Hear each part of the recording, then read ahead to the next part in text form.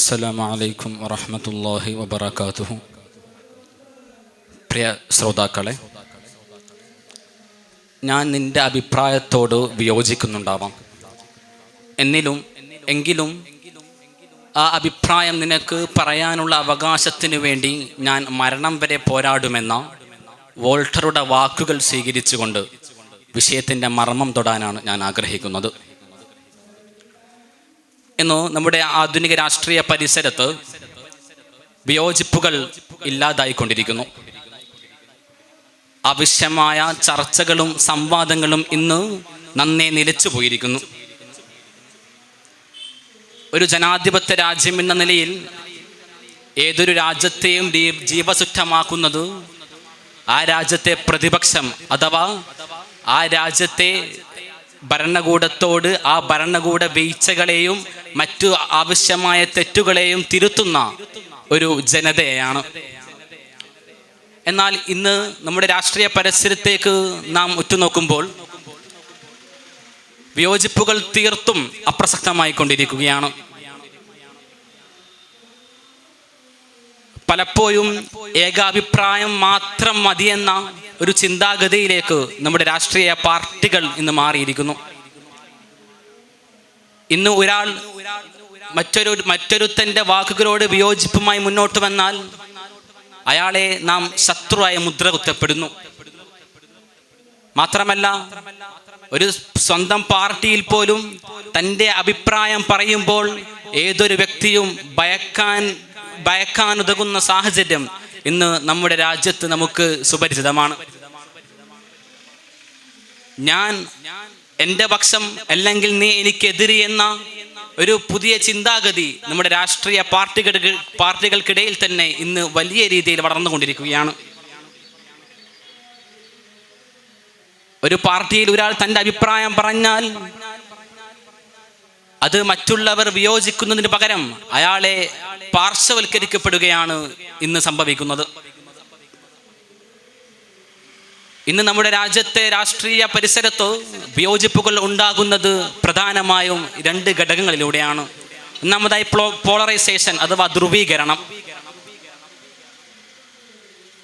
രാഷ്ട്രീയത്തിൽ പോലും ഞങ്ങളും നിങ്ങളും എന്ന ഒരു വിഭാഗീകരണം നടന്നുകൊണ്ടിരിക്കുകയാണ്. ഈ ഒരു അവസരത്തിൽ അതിൻ്റെ മധ്യവർത്തിയിലുള്ളവർക്കുള്ള അവരുടെ സ്വയമഭിപ്രായം പോലും അവർക്ക് നഷ്ടപ്പെട്ടുകൊണ്ടിരിക്കുന്നു. മാത്രമല്ല, ഇന്നത്തെ രാഷ്ട്രീയ പരിസരത്ത് വിയോജിപ്പുകൾ ഇല്ലാണ്ടാവാതിരിക്കാൻ മറ്റൊരു കാരണമാണ് സോഷ്യൽ മീഡിയ ചേംബറുകളുടെ വലിയ ഉപയോഗമെന്നത്. നമുക്കറിയാം, ഇന്ന് നമുക്കിഷ്ടമുള്ളത് മാത്രമാണ് നമ്മുടെ റീൽസ് ഫീഡുകളിലും മറ്റും വന്നുകൊണ്ടിരിക്കുന്നത്. നാം നമ്മുടെ ഇഷ്ടങ്ങൾക്കുള്ളിൽ മാത്രം ഒതുങ്ങിക്കൂടുകയാണ്. ഈ ഒരു അവസരത്തിൽ നമുക്കുള്ളിലെ വിയോജിക്കാനുള്ള ക്രിയാത്മകമായ ഒരു ത്വര നമുക്ക് നഷ്ടപ്പെട്ടുകൊണ്ടിരിക്കുന്നു. നാം ഇഷ്ടപ്പെടുന്നതിൽ മാത്രം ഒതുങ്ങിക്കൂടുകയും പുറത്ത് എന്ത് നടക്കുന്നു അല്ലെങ്കിൽ നാം ഇഷ്ടപ്പെടുന്നതിൻ്റെ മറ്റൊരു വശം എന്താണെന്ന് മനസ്സിലാക്കാൻ പോലും നമുക്ക് അവസരമില്ലാതായി തീരുന്നു. ഇതിലൂടെ ഓരോ മനുഷ്യനും അവൻ്റെ മുൻവിധികൾ നഷ്ടപ്പെടുകയും വിയോജിപ്പിനോടുള്ള അസഹിഷ്ണുത വർദ്ധിക്കുകയും ചെയ്തുകൊണ്ടിരിക്കുന്നു. എന്തുകൊണ്ടും നമ്മുടെ രാജ്യത്ത് വിയോജിപ്പുകൾ നിലനിൽക്കൽ അത്യാവശ്യമാണ്.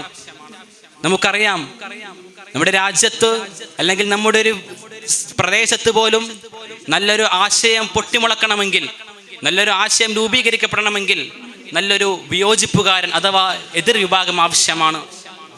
നാം ഒരു ആശയം മുന്നോട്ട് വെക്കുമ്പോൾ അതിലെ വീഴ്ചകളെ ചൂണ്ടിക്കാണിക്കാനും ആ വീഴ്ചകളെ തരണം ചെയ്ത് നാം മുന്നോട്ട് നല്ലൊരു പുതിയ ആശയങ്ങളിലേക്ക് നമുക്ക് എത്തിച്ചേരാനും ഇത്തരം വിയോജിപ്പുകൾ അത്യാവശ്യമാണ്.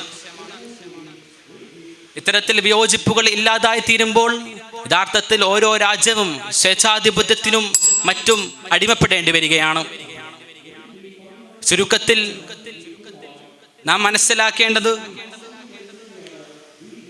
സംവാദങ്ങൾ മരിക്കാതെയും ചോദ്യങ്ങൾ അവസാനിക്കാത്തതുമായ പുതിയ രാഷ്ട്രീയ പരിസരം നമുക്കുണ്ടായിത്തീരേണ്ടതുണ്ട്. എന്നാൽ ഈ അടുത്ത് മണ്ഡല പരിധി നിർവഹണവുമായി ലോക്സഭയിൽ ഒരു ബില്ല് വന്നപ്പോൾ അതിനെ നമ്മുടെ ഇന്ത്യ മുന്നണി തുടങ്ങിയ സഖ്യ മുന്നണികൾ പ്രതിരോധിച്ചത് നമുക്ക് വലിയ പ്രതീക്ഷാ ബഹുമാനമാണെന്ന് മാത്രം ഉണർത്തിക്കൊണ്ട് നിർത്തുന്നു. അസ്സലാമു അലൈക്കും വറഹ്മത്തുള്ളാഹി വബറകാതുഹു.